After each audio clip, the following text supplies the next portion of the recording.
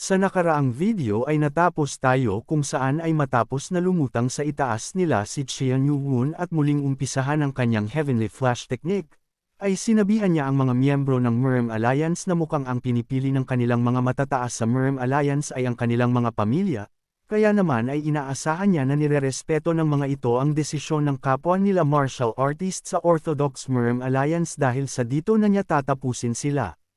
Napasigaw naman ang isang miyembro ng Merm Alliance na kung bakit naman kailangan na sila ang maging sakripisyo para sa mga pamilya ng mga ito, dahil importante din ang kanilang mga pamilya, at sino na lamang ang titingin sa kanila kapag namatay sila sa lugar na ito. Napasigaw naman ang isa na sinasabi na huwag silang papaloko sa walang kwentang plano ng Demon God, dahil sa sinusubukan lamang nito na guluhin ang kanilang mga isipan.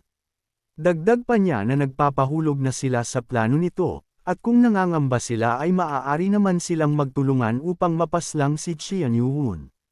Sinigawan naman siya nito at tinatanong na kung sa tingin ba niya ay mga tanga sila, dahil sa alam nila ang patungkol sa bagay na iyon, subalit bakit hindi niya tignan ang kanilang kalagayan.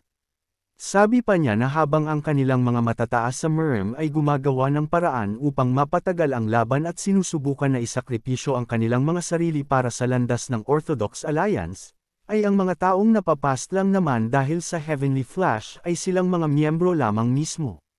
Sa narinig naman na ito ng First Master ng Merm Alliance ay bigla siyang napasabi sa kanyang sarili na tama ang mga sinasabi ng mga ordinaryong martial artist ng kanilang Merm Alliance, at mukhang ito talaga ang plano ni Qian Yuwon mula pa lamang sa umpisa.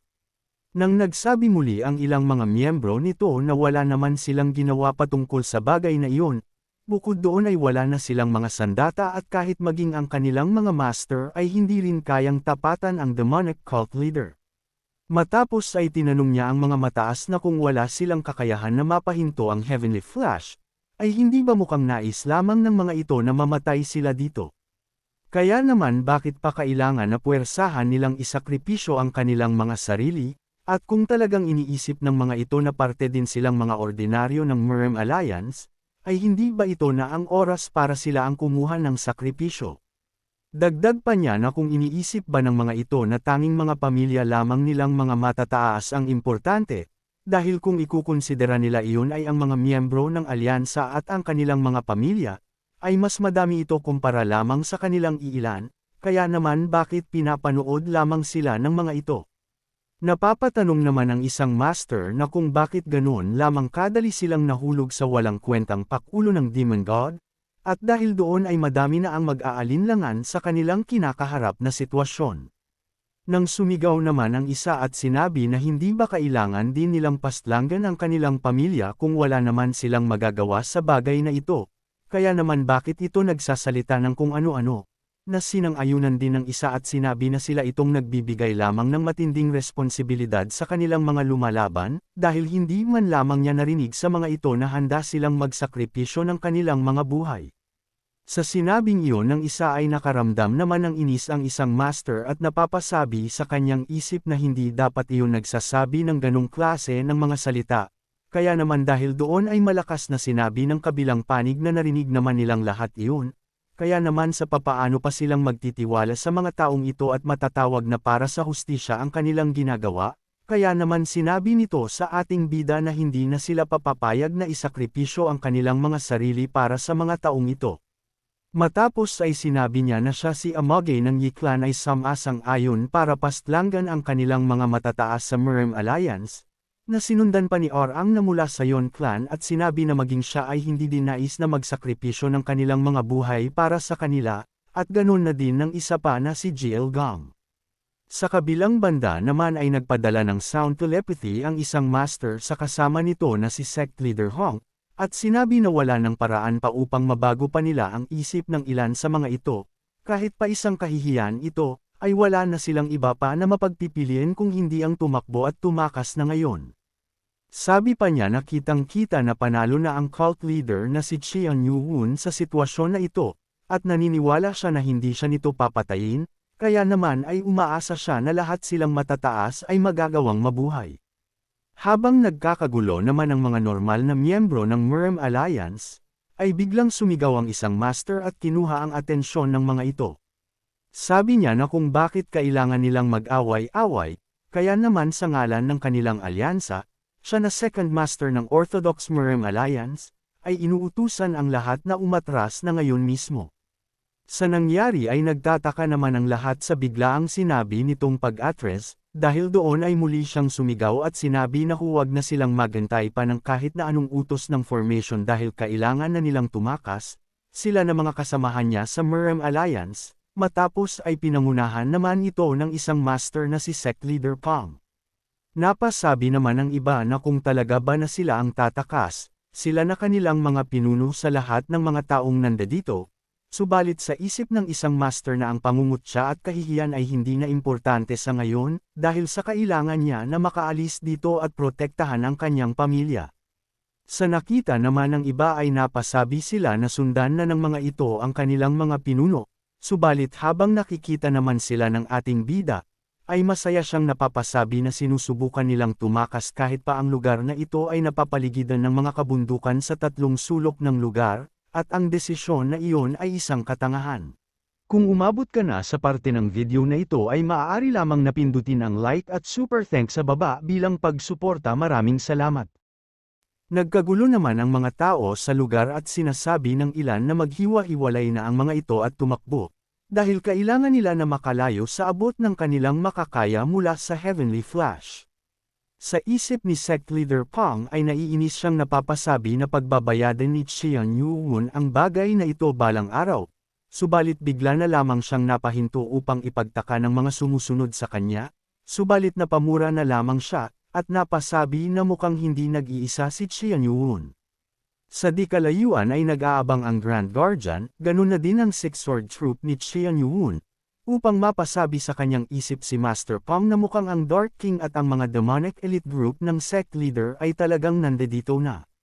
Nang napansin naman niya ang isa na mayroong pilak na buhok at may suot na mabalahibong damit, kaya naman napapatanong siya na mukhang mula ang isang iyon sa Northern Sea Ice Palace. Subalit hindi niya alam kung bakit ito nandito, kahit ganun pa man ay ang taong may pilak na buhok na iyon ay nakakatiyak siya na isa itong martial master. Nang may napansin naman siya sa di kalayuan, upang mapatanong na kung sino naman kaya ang babaeng iyon, dahil sa mukha naman siyang may talento subalit walang mga nakapaligid sa kanya masyado, kaya naman sa tingin niya ay magagawa niyang mapabagsak ito ng madalian. Dahil doon ay agad siyang sumugod dito, upang mapatanong si Becky na kung seryoso ba talaga ang isang iyon sa kanyang napiling atakehin, na napasabi naman si Wang Hul na tanga ang isang iyon, dahil sa mukhang humihiling siya sa kanilang elder yon na pastlangan. Sa nangyari ay madali lamang na sinalag iyon ni elder yon, upang galit na mapatanong si Master Pang na sa papaanong ang kagaya niya na isang batang puto lamang ay may kakayahan na i-counter ang kanyang mga pag-atake.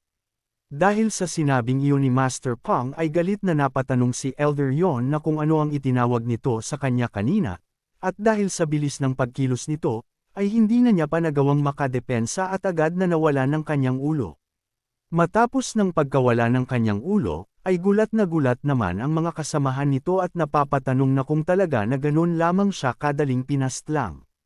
Subalit habang gumugulong ang ulo nito sa lupa, ay bigla na lamang na inapakan iyon ni Elder Yon at sinabihan ito ng mas matagal pa akong nabuhay sa yuboy.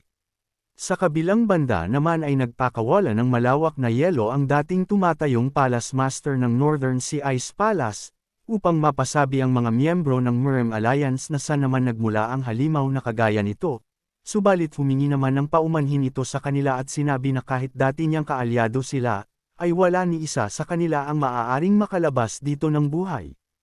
Sa kabilang banda naman ay napapasabi sa kanilang mga isip ang mga naiwan na mukhang nakaabang lamang ang mga ito sa nag-iisang daan palabas, kaya naman ay hindi sila pinigilan ni Xian Yuun na tumakas, at hindi naisip ng mga ito na sila mismo ang tumakbo patungo sa kanilang mga hukay. Gumawa na sila ng kanilang desisyon, at sinubukan na isalba ang kanilang mga pamilya imbis na silang mga kaalyado na kasama nila dito, kaya naman ay umaasa na lamang sila na ang demonic cult leader ay tutupad sa ipinangako nito sa kanila. Matapos ay malakas na nagsalita ang isa at sinabi na ang pangalan niya ay si Song Jin Kyung, at tinatanggap na nila ang alok nito sa kanila, at hindi sila naniniwala na magagawa nitong sirain ang kanyang pangako. Matapos ay kumumpas naman ang ating bida, upang tumigil ang mga lumulutang na mga yelo sa kanilang itaas, dahil doon ay napatanong ang isa na kung bakit pinahinto lamang niya iyon at hindi ibinaba. Subalit sabi sa kanya ng ating bida na huwag siyang mag-alala dahil sa tutupadin naman nito ang kanyang ipinangako. Matapos ay bigla na lamang nagdatingan ang mga kasamahan ni Xian Yuwun, at nang magawa ng makalapit, ay sinabi ni Heobong na nadala na nila ang inutos nito sa kanila.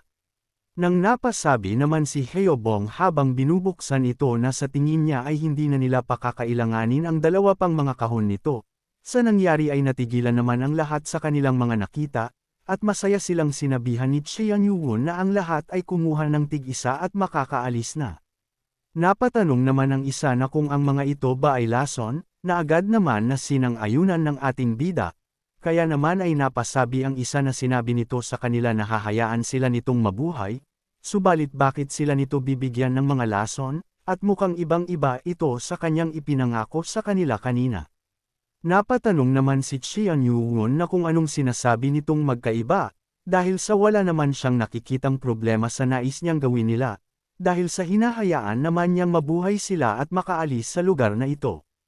Kung nais mo na masubaybayan ang mainit-init na kabanata, ay i-open lang ang notification bell pagkatapos mo na mag-subscribe.